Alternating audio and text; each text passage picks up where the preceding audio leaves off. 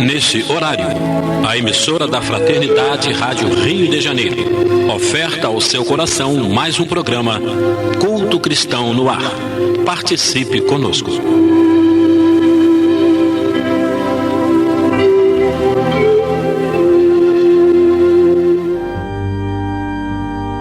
Queridas e queridos ouvintes da nossa Rádio Rio de Janeiro, estamos aqui mais uma vez dando início ao nosso programa Culto Cristão no Ar, que tem por objetivo levar o Evangelho de Jesus até os lares e os corações. Gostaríamos de ressaltar que neste domingo nós estivemos presentes num evento realizado lá no Abrigo Nazareno, em Campo Grande, com a presença do nosso amigo César Reis, fez uma bela palestra, e lá estiveram várias pessoas, que se apresentou como ouvinte do programa, para quem a gente deixa o nosso abraço, o Paulo, que declamou belas poesias. Também um abraço ao Carlos, um grande empreendedor do bem, que assumiu aquele espaço lá. Ele é o representante do Abrigo Doce Morada, que já tem várias instituições aí fazendo bem. Então, a todos os companheiros que estiveram presentes neste evento e de repente não se identificaram, o nosso abraço fraterno. Estamos aqui hoje na presença da Jane, minha esposa, meu pai Lidiênio e eu, João Menezes. E a Jane vai fazer a leitura da nossa página inicial. Do livro Emmanuel, discografia de Francisco Cândido Xavier.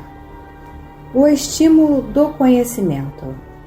Para a humanidade terrestre, a revelação de outras pátrias do firmamento, fragmentos da pátria universal, não deve constituir uma razão para desânimo de quantos se entregam aos labores profícuos do estudo. Os desequilíbrios que se verificam no orbe terreno obedecem a uma lei de justiça acima de todas as coisas transitórias. E, além disso, a primeira obrigação de todo homem é colaborar em todos os minutos de sua passageira existência em prol da melhoria do seu próximo, consciente de que trabalhar a benefício de outrem é engrandecer-se. O conhecimento das condições perfeitas da vida em outros mundos não deve trazer abatimento aos extremistas do ideal. Semelhante verdade deve encher o coração humano de sagrados estímulos. Saudai, pois, o concerto da vida, do seio dos vossos combates salvadores. Sóis portentosos, luzes policrômicas, mundos maravilhosos existem embalados pelas harmonias que a perfeição eleva à entidade suprema. Além do grande cão, da ursa, de Hércules, outras constelações atestam a grandeza divina. Os firmamentos sucedem-se ininterruptamente nas amplidões etéreas, mas a humanidade, para Deus, é uma só, e o laço do seu amor reúne todos os seres.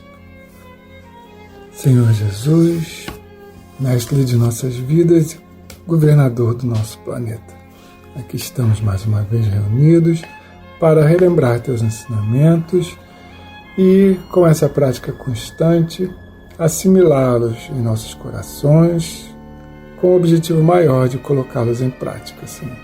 Abençoa cada um de nós, abençoa a Rádio Rio de Janeiro, no seu propósito de continuar levando a doutrina espírita a tantos corações. Obrigado por tudo, Senhor. Fica conosco, hoje e sempre. Que assim seja. Nós vamos dar continuidade ao estudo do Evangelho em sua sequência, porque no programa passado nós fizemos uma homenagem à Semana da Pátria, com um programa especial Espero que os ouvintes tenham gostado. E nós vamos então retomar a leitura do capítulo 3º, que tem como título A Muita Morada na Casa do Meu Pai, baseado numa frase, que foi uma conversa que Jesus teve com os discípulos, com os apóstolos, se preparando-os para o retorno dele ao mundo espiritual, porque ele sabia o que iria acontecer. Então, dessa conversa, que é conhecida como Sermão do Cenáculo, e foi registrado pelo evangelista João, Jesus afirma para os seus amigos, os 12, há muitas moradas na casa de meu Pai. Se assim não fosse, eu já vos teria dito. Baseado nessa passagem, Allan Kardec faz todo um comentário inicial e agora nós vamos entrar na parte de instruções dos espíritos, que resumo dos ensinos de todos os espíritos superiores. Então é um resumo que está aqui contido nessa mensagem.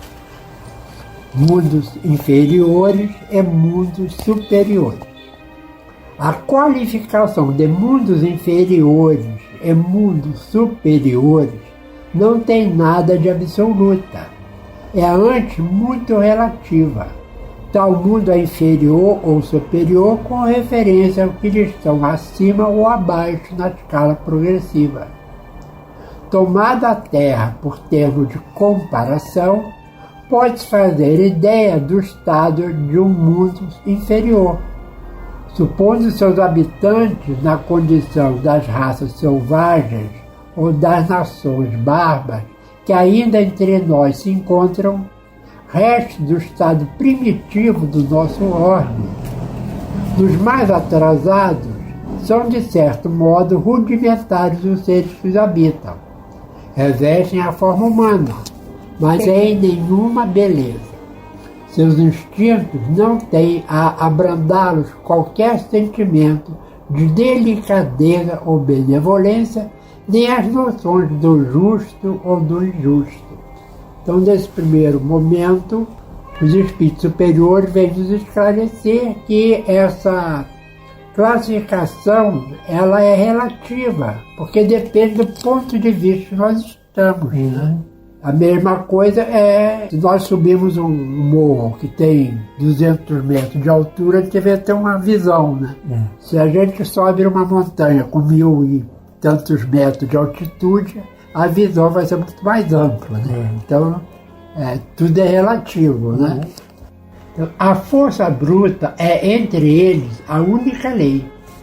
Carentes de indústrias e de invenções, passam a vida na conquista de alimentos, o que acontecia quando nós éramos seres chamados da caverna. E a gente só saía mesmo da caverna para se alimentar, para buscar alimentação. Depois a gente voltava, que era o local mais seguro que nós tínhamos. Deus, entretanto, a nenhuma de suas criaturas abandona. No fundo das trevas, da inteligência já latente, a vaga intuição, mais ou menos desenvolvida, de um ente supremo. Aqui é interessante porque nós observamos que mesmo a civilização mais antiga sempre tiveram essa ideia de um ser supremo. Primeiramente era o barulho do trovão, era um relâmpago, eram os próprios astros que surgiam. Então, para ele, isso era já um sinal que havia um ser superior, não a ideia do Deus como nós entendemos hoje. Esse instinto basta para torná-los superiores uns aos outros e para lhes preparar a ascensão a uma vida mais completa, porquanto eles não são seres degradados, mas crianças que estão a crescer. Então é interessante essa comparação, Aqueles seres mais primitivos é como a criança. A noção da criança, a visão da criança é muito acanhada. O mundo dela é a casa. Primeiramente o quarto, Depois a casa. E à medida que ela vai crescendo, esse mundo vai se ampliando cada vez mais. Entre os degraus inferiores e os mais elevados, inúmeros outros há. É difícil reconhecer-se dos espíritos puros desmaterializados, resplandecentes de glória, os que foram esses seres primitivos, do mesmo modo que no homem adulto se custa reconhecer o embrião. Às vezes a gente mesmo custa reconhecer o que a gente foi nessa encarnação mesmo, né? E até em termos morais, a gente fez outras coisas que hoje a gente não faz mais, que a gente fala, nossa, eu agi assim, dessa forma, né? E aí eu imagino um espírito o espírito puro, lembrando as suas primeiras encarnações, né? Como esse espírito aqui primitivo. É uma longa jornada aí, que é sem degraus, né? Ela está muito mais para uma rampa do que para uma escada. E aí continua. Nos mundos que chegaram a um grau superior, as condições de vida moral e material são muitíssimo diversas das da vida na Terra. Como por toda parte, a forma corpórea aí é sempre a humana, mas embelezada, aperfeiçoada e, sobretudo, purificada. Então, a imagem que a gente faz muitas vezes de um extraterrestre como um monstro, uma criatura muito diferente, que a fantasia cria, né? Diz Kardec aqui que em todos os mundos a forma dos espíritos encarnados é parecida com a nossa, né? E essa forma vai se purificando, vai se embelezando à medida que o espírito aperfeiçoa. O corpo, nesses mundos mais evoluídos, nada tem da materialidade terrestre e não está, consequentemente, sujeito às necessidades nem às doenças ou deteriorações que a predominância da matéria provoca. Mais apurados, os sentidos são aptos a percepções a que neste mundo a grosseria da matéria obsta. A leveza específica do corpo permite a locomoção rápida e fácil, em vez de se arrastar penosamente pelo solo, desliza, a bem dizer, pela superfície, ou plana na atmosfera, sem qualquer outro esforço além do da vontade, conforme se representam os anjos, ou como os antigos imaginavam os manes nos campos elíseos. Consultando aqui a nossa facilitadora de vidas, que é a internet, esses manes são os espíritos dos antepassados para os romanos, vem lá da antiguidade. Por isso que ele fala que os antigos, como os antigos imaginavam os manes, ou seja, como os romanos imaginavam esses entes queridos, né? Os homens conservam a seu grado os traços de suas passadas migrações e se mostram a seus amigos tais quais estes os reconheceram, porém irradiando uma luz divina, transfigurados pelas impressões interiores, então sempre elevadas, em lugar de semblantes descorados, abatidos pelos sofrimentos e paixões, a inteligência e a vida cintilam com o fulgor que os pintores vão figurado o nimbo ou auréola dos santos. Então, resumindo aqui esse parágrafo, ele fala de como é a vida nesses mundos superiores, ou mais precisamente, como são os corpos, a aparência desses espíritos no mundo mais evoluídos, né? Eles são menos materiais do que nós, né? Eles se locomovem com muito mais facilidade, dependendo da evolução do mundo, até flutuam pelo espaço, né? Como André Luiz narra em Nosso Lar. Também os sentidos são mais apurados, a visão, a audição, né? Eles percebem muito mais coisas do que nós, um campo de visão mais amplo, uma audição mais nítida, né? Porque já é o aperfeiçoamento do espírito sobre os corpos que o revestem, né? A pouca resistência que a matéria oferece a espíritos já muito adiantados, torna rápido o desenvolvimento dos corpos e curta ou quase nula a infância. O espírito não tem a resistência da matéria, de se arrastar pelo chão, né? Não é tão materializado, né? Para os espíritos evoluídos, essa dificuldade não existe. É interessante aqui que ele fala que a infância é muito menor quanto mais evoluído é o espírito, né? Porque hoje a gente tem uma infância, para nosso estado evolutivo, muito dependente dos pais, porque os espíritos que estão nesse processo reencarnatório dependem ainda da educação dos pais, dependem muito da educação dos pais, né? E é na infância que eles estão mais aptos a receber essa educação. Além do que, a necessidade de cuidados que a gente tem durante a infância faz com que aumente os laços, né, de carinho, de amizade, que muitas vezes vão apagar os laços anteriores de encarnações passadas, de inimizades, né? E mesmo a gente observa, né, que hoje em dia as crianças, quando nascem, os instintos, as coisas mais aprimoradas do que há 50 anos atrás. Abre o olho mais rápido. Abre o olho mais rápido, né? Já sorri com facilidade. Então a gente vê que à medida que vai ocorrendo a evolução, as crianças hoje em dia são muito mais sabidas. Antigamente a gente, para entender algumas coisas, demorava tempo. Hoje uma criança, né, com 2, 3 anos, já começa a entender. Antigamente criança não participava de conversa de adulto, né? Isenta de cuidados e angústias, a vida é proporcionalmente muito mais longa do que na Terra. Em princípio, a longevidade guarda proporção com o grau de adiantamento dos mundos. Ou seja, quanto mais adiantado é o mundo, né? Se ele é de regeneração, se ele é um mundo ditoso, um mundo feliz, tão mais longa é a vida nesses mundos. A morte, de modo algum, acarreta os horrores da decomposição. Longe de causar pavor, é considerada uma transformação feliz. Por isso que lá não existe a dúvida sobre o porvir. Durante a vida, a alma, já não tendo a constringi-la à matéria compacta, expande-se e goza de uma lucidez que a coloca em estado quase permanente de emancipação e lhe consente a livre transmissão do pensamento. Isso tudo nós estamos falando em mundos mais adiantados do que o planeta Terra, né? E na condição desses espíritos que estão encarnados nesses planetas. Nós não estamos falando de condição de espíritos desencarnados, nós estamos falando da encarnação de espíritos em mundos mais evoluídos que o planeta Terra, que está na condição atual de provas e expiações. Exatamente.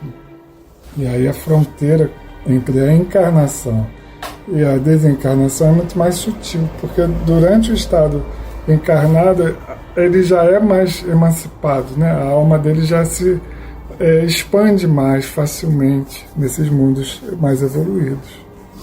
A gente vê alguns exemplos aqui na própria Terra, né, de pessoas que já têm uma certa compreensão, né? O desligamento do espírito com o corpo físico é muito mais fácil, né? Porque o espírito não fica agarrado à matéria. Então a gente tem alguns exemplos de pessoas que, como diz assim, morreu como um passarinho, né? Por quê? Porque o espírito já tinha uma noção e ele não ficava agarrado ao corpo. Era um desprendimento mais suave. E quanto mais evoluído estiver o espírito, mais fácil será o desligamento do corpo físico. Né?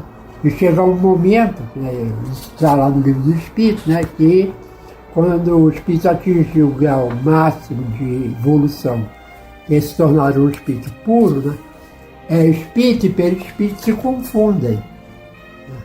Porque o perispírito é que dá forma ao espírito. Né? A gente não tem ideia, ainda na nossa compreensão, a gente não tem a mínima ideia como é o espírito. A gente sabe, conhece o espírito pela feição do perispírito, né? Que é o modelo.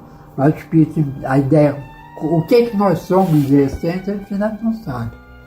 Ainda não está no nosso alcance entender isso. A mesma coisa é que a gente já, como é Deus, né? Não sei, né? Ainda vamos demorar um pouquinho para entender. Né? Até eu acabei de ler um livro sobre Joana d'Arc, né? Que ela, apesar de jovem, né? É um espírito já evoluído, né? E no processo, quando um dos bispos perguntou a ela por que ela afirmava que ela tinha vindo em nome de Deus, né? Ela falou assim, como é que você sabe que Deus é que te enviou? Aí ela falou assim, eu ouço vozes, mas se você quiser, pergunte a ele. Então tem coisa que só Deus responde mesmo. Né? Vamos ler agora do livro O Evangelho em Poesias segundo o Espiritismo, que é de diversos autores, uma poesia de Luciana Barreto, lá do estado de São Paulo. Não é minha parente, não. Pelo menos que conheça, né? Evolução dos mundos.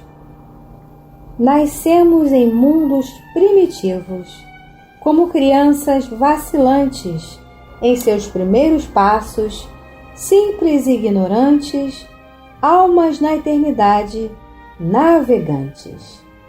Fomos evoluindo e aprendendo.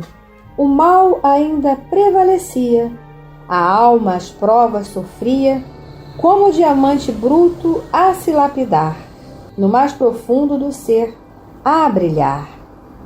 A mente a si mesma enganava, no seu próprio tempo a despertar, como rosa em botão, aos poucos a desabrochar.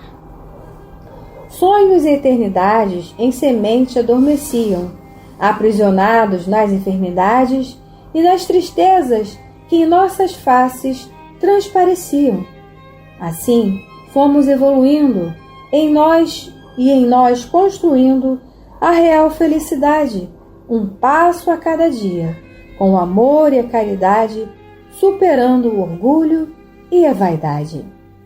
E, enfim, conquistamos uma nova morada, com a alma regenerada, irradiando luzes em uma nova alvorada. E assim, Jesus amado, estamos terminando mais este estudo do Teu Evangelho à luz da doutrina espírita. Queremos primeiramente te agradecer a oportunidade que temos tido desse conhecimento, porque Tu mesmo disseste, conhecereis a verdade e a verdade vos libertará.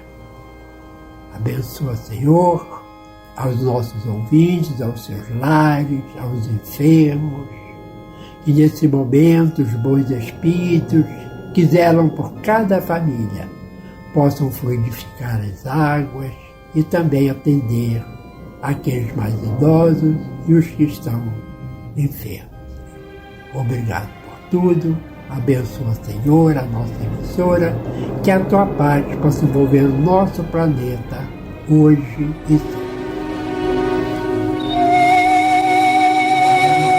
Este foi mais um programa Culto Cristão no Ar, que ofertamos ao seu coração pelas ondas amigas da Rádio Rio de Janeiro. Volte a estar conosco na próxima segunda-feira, neste mesmo horário.